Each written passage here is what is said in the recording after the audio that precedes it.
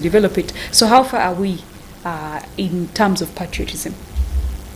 In terms of patriotism, I think Uganda is now taking a lead, simply because ever since I came to this world, I've seen the president emphasizing spirit of patriotism, beginning from his time when he was trying to mobilize farmers, mostly in our villages, to make sure that they start doing commercialized agriculture, they stop unnecessary migrations. He even went ahead to mobilize young people to make sure that they bring peace into this country. So looking at the 1985 group, Uganda has tried its level best to preach patriotism, and I think since we have started this patriotism education in schools, for example, primary schools, Uganda will be one of the patriotic nations. However, we still have people who are who are campaigning patriotism, most especially our leaders in parliament, trying to swindle funds meant for poor communities, trying to swindle funds meant for poor youth, for example, in ghettos. You see, apparently in Uganda, we have very many young people engaged in safety. That's gangsters. They are involving in safety simply not because they don't love their country, but these young people don't have what to do. First of all, some people speak for these people, but at the end, they end up swindling their funds. Of recent, we had the president launching the circles of young people, of youth, ghetto youth, but I have not yet gotten a report if these young people have gotten funds. Perhaps that's why they are engaging themselves in this kind of safety. Because if you can't address challenges of young people, then you find it a hot seat for governance. For example, for those MPs, if these young people are not tackled, 2026 might be a hot seat for them, because you will find most of them joining parliament, or most of them joining a fight into the parliament. So, of course, as the young people, we need to work together to make sure that we become patriotic and we keep on preaching the gospel of patriotism. But for now, Uganda has tried its level best, and I think if we give it time, patriotism will now be at 100%. Okay. Because as of now, it's at around 80%. Okay. Yes. Wow. Thank you very much. This is where I want to pose a question. If you were offered a position in Parliament as Member of Parliament for your constituency, what would be your first area to handle? What are some of the changes you feel as a Member of Parliament, if you were given the chance, would start with that would actually affect the community positively by developing it? One of these keynotes, key points that I would wish to put across is that Uganda is now dominated by agriculture sector. Uganda agriculture is the backbone of this country, and of course I cannot speak without speaking about agriculture. This agriculture contributes to 27% of our GDP. It contributes to 27% of raw materials needed in most of these industries. Agriculture has been at the forefront of the country's economy. Trying to bring the economy, you have to talk about agriculture. looking at my area, which is Kazo, Kazo is a cattle corridor area, whereby most of the people are engaged in agriculture. Unfortunately, like 5 years back, they were engaged in subsistence of agriculture, but as I can speak, they have migrated into commercialized agriculture. Of course, migration is a process. It's not a one-day program, but it's been a process, and this has been done by His Excellency the President, being at the forefront of wealth creation programs and preaching the gospel of agricultural mechanization and commercialization. Okay. So, looking at our population, 80% of people who live in rural areas like Kazo are engaged in agriculture. Yes. But this agriculture is not profitable. One, because of lack of access to adequate skills needed to be transformed. Skills, I talk about agricultural skills. Two is inadequate access to resources or inputs required for agriculture, for example, land and capital. And when I'm speaking all these things, I'm speaking for the young people, because even down in the village, they are taking a lead in agriculture. So these challenges can be solved through one. We can actually look at skills development by extending these skilling programs into our villages. We can look at innovation and research. This is mainly done through equipping young people with technological skills to advance in agriculture. When we talk of technology can be used to solve challenges. For example, the challenge of foot and mouth disease. This challenge of foot and mouth disease has been a challenge for almost 80 years. Ever since agriculture started to come up, of course, challenges also picked up. So we have had this challenge of foot and mouth disease. One of the challenges that is really hitting agriculture sector. And when we are looking at technology, we look at using technology to solve these challenges, most especially foot and mouth disease. So as I go direct to your question, if I had gone to Parliament, or if I'm in Parliament, I of course advocate for increase of funding in innovation and research. Of recent, I fronted a program whereby I had wanted innovation hub to be extended down in our village in Kazo.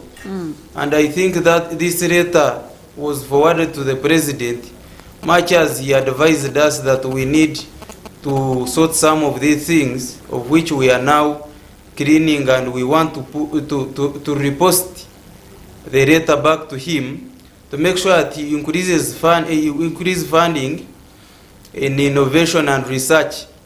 So this agricultural hub could probably extend resources to these agricultural initiatives. Of recent, there is a young man who came to me. He had his project of foot market, and it was trying to monitor foot and mouth disease. Okay. So when I look at it, I actually look it into that perspective, whereby we can always engage the government to make sure that they be at the forefront of funding these initiatives. Okay. The third, of course, solution I would put to my area is to make sure that I do value addition.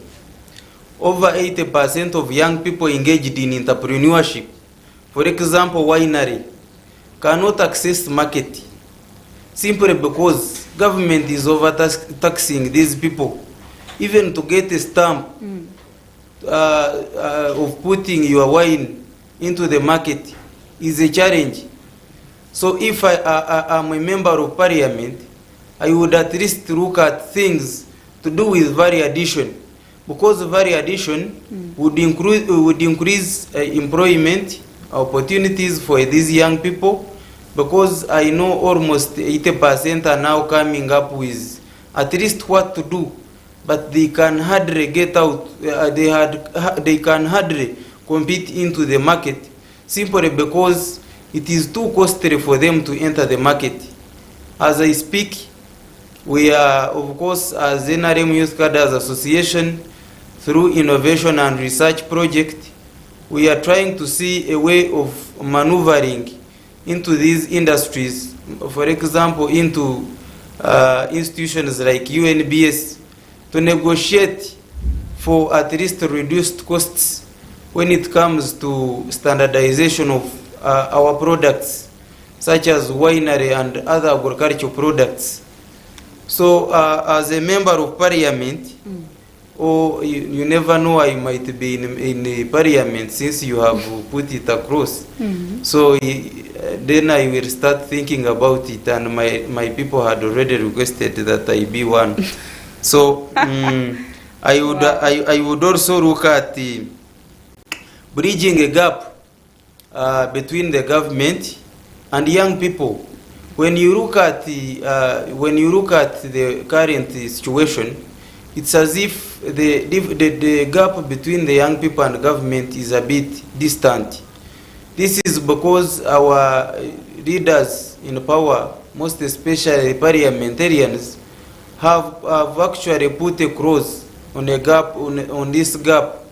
If our member of parliament was trying to look at unemployment, he would maybe advocate for extension of these services to our villages.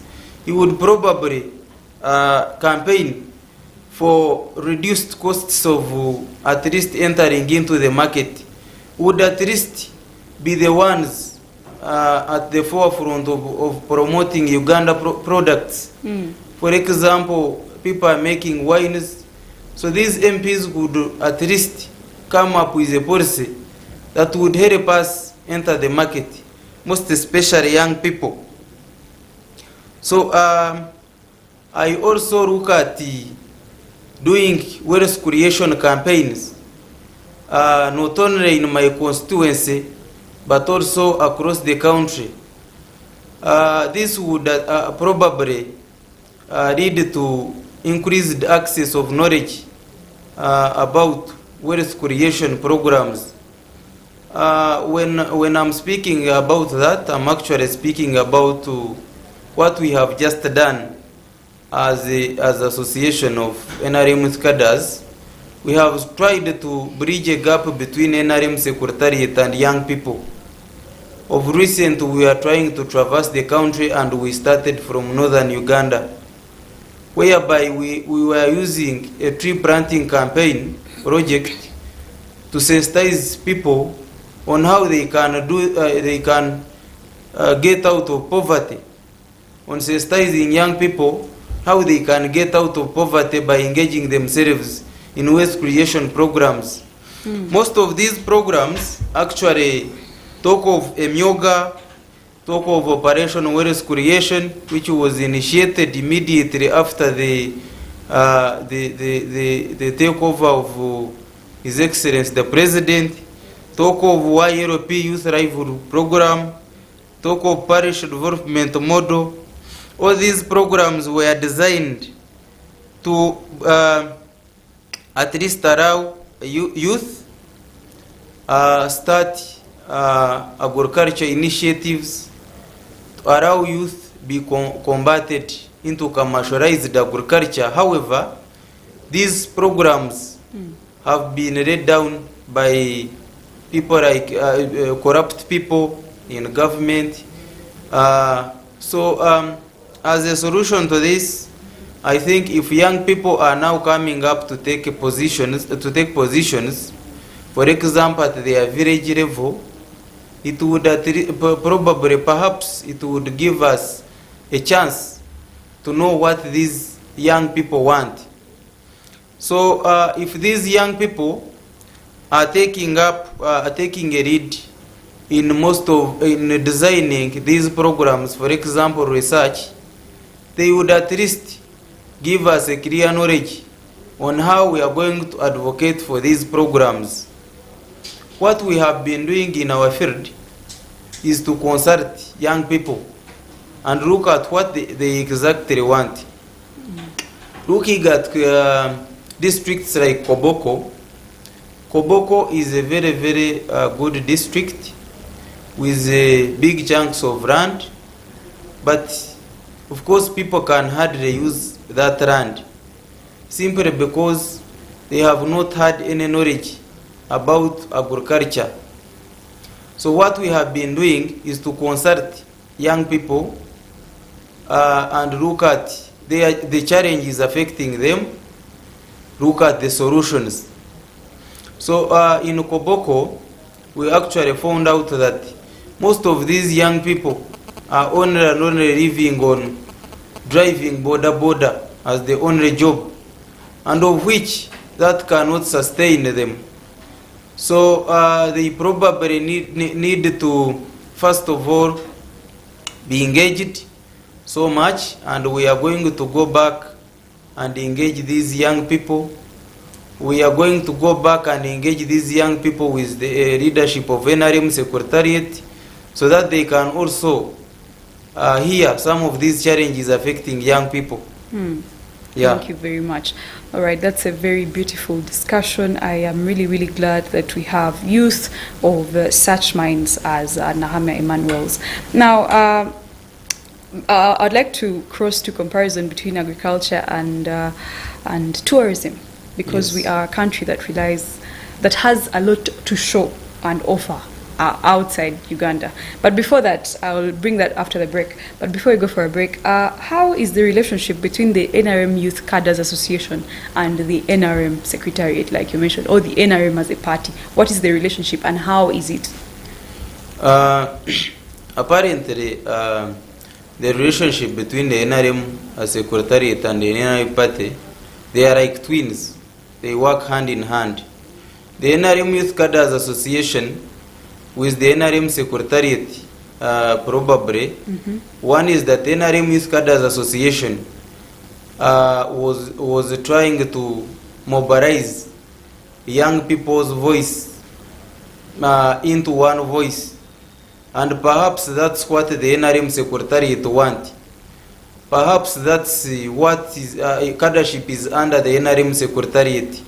So when I briefed the Secretary General of the NRM party, he decided to bring it under the NRM Secretariat to draft a partnership with the NRM Secretariat. So apparently the NRM Cadres Association is free partnering with NRM Secretariat to make sure that most of these challenges of young people are tackled. And I want to extend my appreciations to the Right Honorable Richard Todong,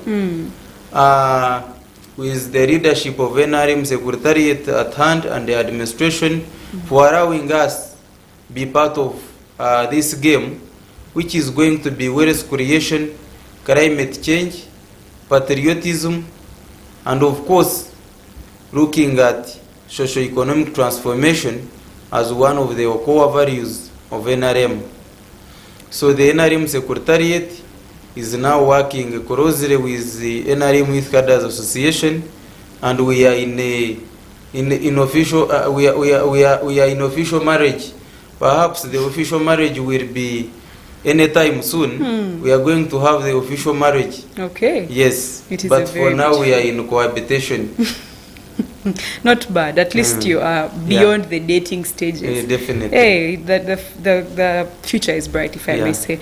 Okay, thank you so much, Nahamya Emmanuel. Now we are going to come back after a short break to further discuss how exactly tourism can impact us. Yes, we have agriculture as in the lead, but how about tourism? How is tourism going to help us? Recently, the president of Uganda actually mentioned and said tourism is one of the ways to look at. As we look at how to develop the country, let's not forget tourism. We'll be back after the short break. We are powered by Protea Hotel by Marriott in Ther.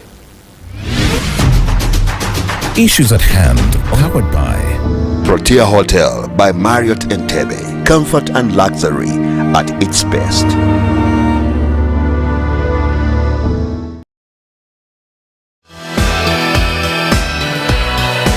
This is Church of Uganda Family TV, enriching lives.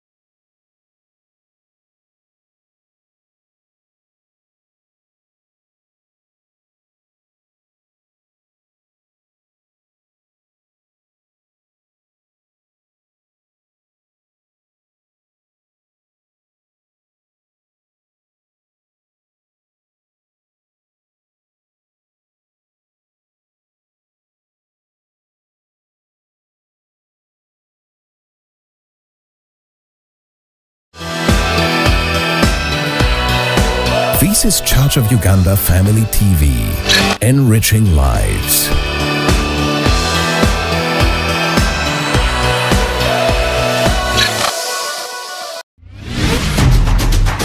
Issues at hand, powered by Protea Hotel by Marriott Entebbe. Comfort and luxury at its best. We're glad you're still watching Church of Uganda Family TV. Thank you so much for being a part of Issues at Hand every day at 9 a.m. from Monday to Friday with me, Karo Tumwine, but also with Luke Alinaito Majumba and Daphne Kangave on Thursday. Now, of course, we are trying to look at how exactly the youth can, first of all, be impacted be helped so that they can as well impact and help the society of Uganda. That is why we are looking at why the youth should be at the forefront of government programs, implementation, benefiting, and all that. And in studio with me is Nahamya Emmanuel, who is the Vice Chairperson for the National Resistance Movement Youth Cadres Association. He didn't tell us how long the association has been around for, but maybe he will do that. We are powered by Protea Hotel by Marriott Interior. As you can see on your screen, you can always, of course, make a reservation with them by using those numbers. Yes, Emmanuel. Yes. Do I give you a chance to tell us when the association started, or do yes, we? Yes. Okay. The NRM Youth Cadres Association started as a pressure group in 2016. Actually, we are trying to look at how young people are going to be liberated out of poverty. From 2016, most of us went back to school and we couldn't perhaps continue with the initiative. So immediately when we got done with school and we became unemployed, we actually saw importance of uniting ourselves again, and we decided to revamp the association and probably register the association so that we can have a legal voice that will always speak to these young people. Okay. So when we revamped the association, of course, things were not easy. We had to solicit money amongst ourselves and see a way of coming up with a good initiative, most of these initiatives that would help young people. So as we started the journey, of course, we are picked up by very many people. Some people donating land to us. For example, we have land in 2-acre land in Kachiri, given us to someone. Someone donating an office to us. There is an office. We have our office at Rumumba Avenue, opposite Insurance Tower. So people started picking us up. We had the likes of Mr. Kavanda coming up and looking at our issues. Because when you have a united voice, of course, people will always look for you. Yes, they will. So it's of recent when we have had a chance to interface one-on-one with the Secretary General of NRM, addressing the challenges of young people, and he decided to start working with us. So probably we are now looking at, we have had several promises to meet with the President and the Vice President, so much as they are busy, but I know one day, one time we are meeting them to address challenges affecting young people. Of course, we have to speak for these young people, and we are the voices of young people. So probably that's... Yes, I agree with you. Thank you so much for that. Now, getting back to our discussion, what would be your perspective or your outlook on things regarding tourism as one of the strongholds that can help lift, first of all, the economy of the country, Uganda, but also come in to solve challenges, as we were talking about, unemployment among the youth, or actually reduce poverty in general? Yeah, what is your mind about that? So tourism, of course, tourism and agriculture are inseparable.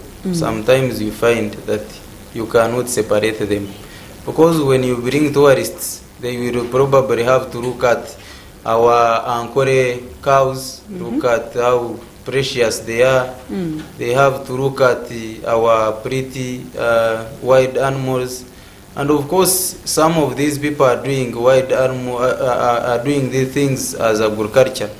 So tourism is now taking a lead in part of our economy, and it's about to 7.75% of our GDP. It actually contributes 7.75% of our GDP. It has tried to contribute to population reduction of unemployment with a percentage of about 6.7%. So when you look at the tourism, really tourism is trying to do a very great work in our country. So tourism with unemployment, of course, it is like something that cannot be separated. Tourism, young people have engaged themselves in the beginning in starting tourism companies. Young people have been at the forefront of campaigning for tourism. You have seen most of these young girls being Miss Tourism.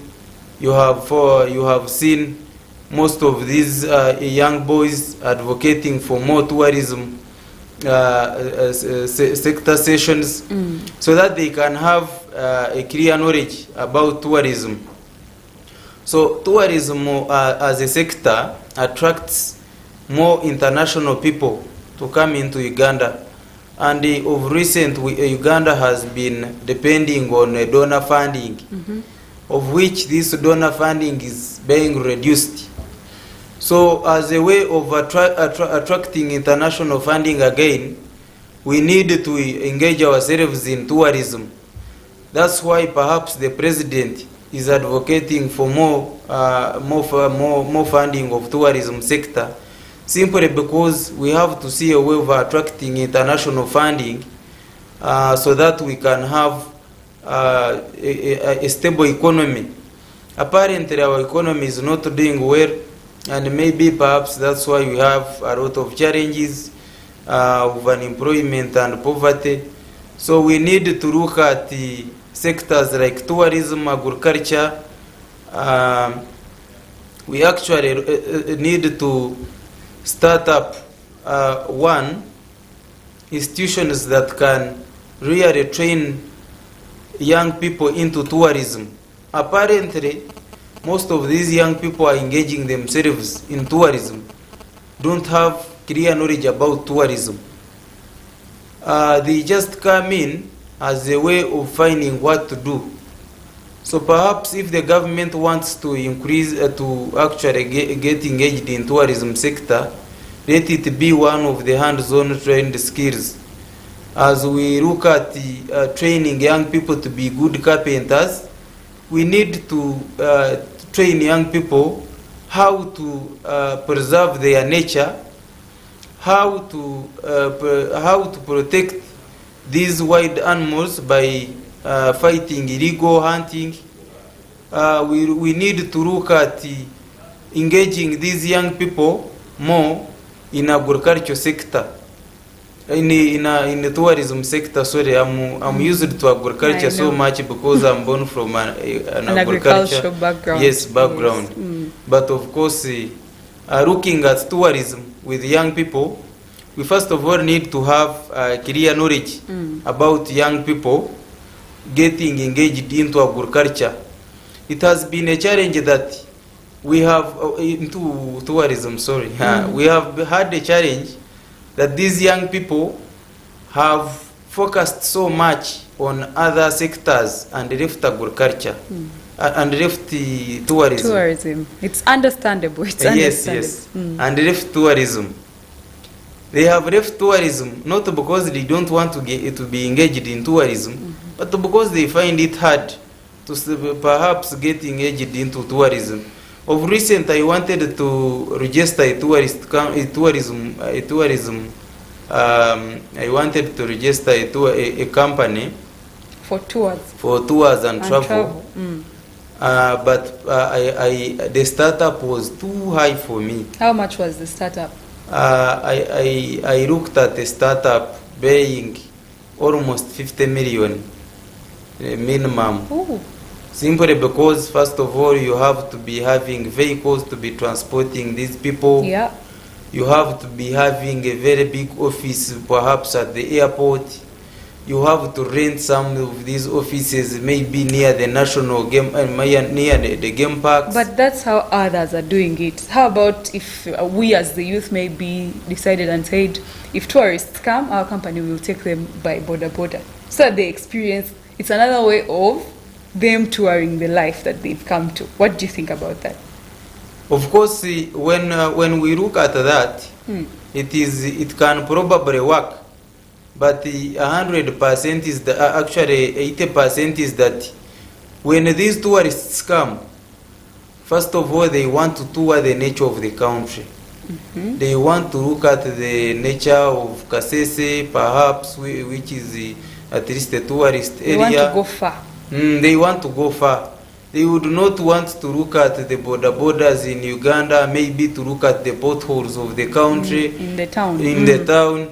They want to go in the very far places like Fort Poto. They want to go to Kasese. They want to go to travel to Makshon Falls. They want to go to Guru. They want to look at wild animals. They want to look at the nature of the country.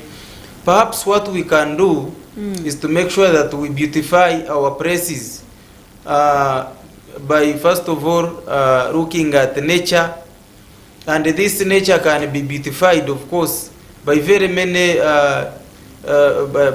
through very many initiatives. For example, recent, if we are looking at tree planting, these whites want to be in atmosphere which is at least friendly, like in a forest area. So we need to look at things to do with planting trees, looking after these wild animals, conserving nature, such kind of things. Okay. But before we look at those things, we also need to reduce costs of. We need to engage the tourist, the Ministry of Tourism, make sure they reduce the costs and, of course, the requirements for setting up these companies. Because perhaps if we had tourism being looked at by young people, we could at least have our economy growing. There is one person who was trying to talk about agriculture, and I want to bring it in a way of beautifying our tourism. If we want a tourism to be had by young people, we have to make it sexy. We have to make it sexy to the extent that when someone looks at, when a young person looks at tourism sector, he will probably be attracted. Enticed. Enticed to join the tourism sector. So we need to engage young people the more. Okay. For example, if we are looking at the appointing ministers of tourism, we need to look at young, beautiful young people. We need to look at people working at the tourism, in the tourism industry. We need to engage more of young people, because if you find an old person in tourism, at the end of the day, you also get discouraged. You have a point, because we need to attract people. Definitely. To actually come and view our things. Definitely. Tourism is about attraction. Yes. So it starts with the people who work in the industry. I think I want to agree with that. So when we look at tourism, we have to look at these young girls. Young girls can do tourism so much, simply because they are too flexible compared to most of these old people. So when we engage young people into tourism, at the end of the day, our economy is going to peak. And of course, we have decided to come up with a plan of having most of our young people's initiative, most of our young people's attempted projects to be at least looked at. For example, we have had to, we need to look at more funding of Miss Tourism things. Yes. Because when we look at Miss Tourism things, we are not having funding. Perhaps this Miss Tourism is not given too much attention. We think maybe it's just one a luxury. Someone came up with a Miss Tourism curves and someone was trying to beat it down to make sure that it doesn't come up. Perhaps that would have brought at least attention. So when we are looking at tourism, we should at least start from within ourselves. For example, in Ankore, we have very beautiful cows called Ankore long-horned cattle. I thought you were going to have very beautiful girls. No, cows. Okay. So when we preserve those cows, because apparently these cows are somehow getting out of the market, simply because we are looking at them not being profitable. We are looking at having a lot of milk from these cows.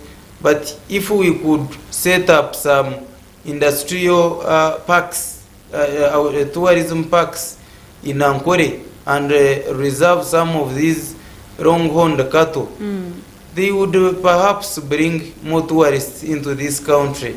Okay. Yeah. Thank you very much. Because of time, maybe I'm going to give you 2 minutes to end the show, to say your last words to our viewers, and yeah. Oh. So I first of all want to thank you for Family TV for hosting me this morning. I also want to thank viewers, most especially young people, because I know young people are out there watching. I want to send my greetings to NRM Youth Cadres Association and the NRM Secretariat.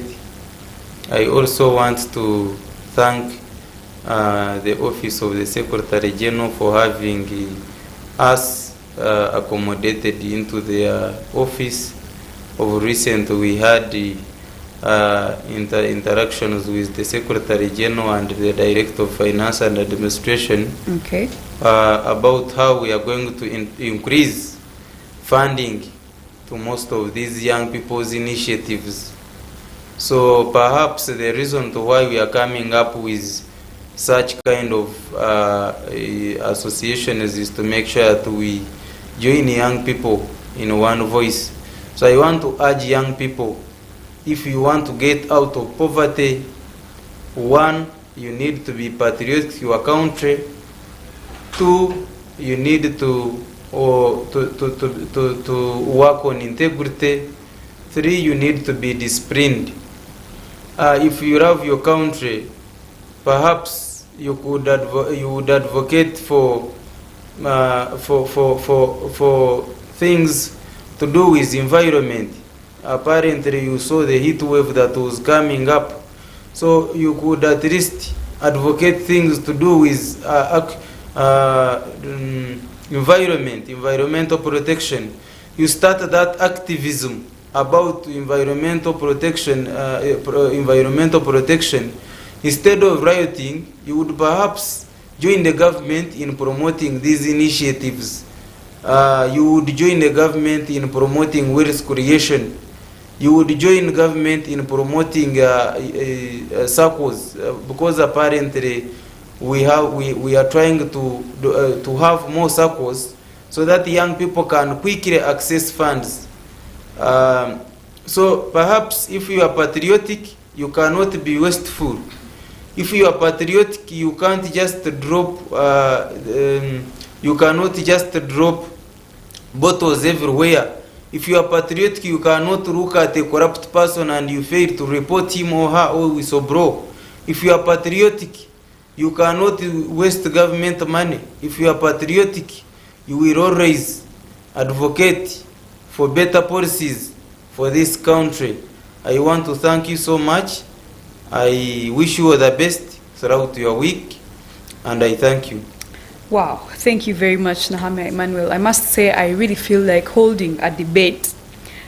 Having moderating a debate where one of the members is from the NRM and the other is from maybe other parties, and no problem. Instead of rioting, this is what we should be doing, bringing minds to the table. And I must say, I think you are really promising as a leader. I don't know, but the way you are, presenting the points, it is very, very good.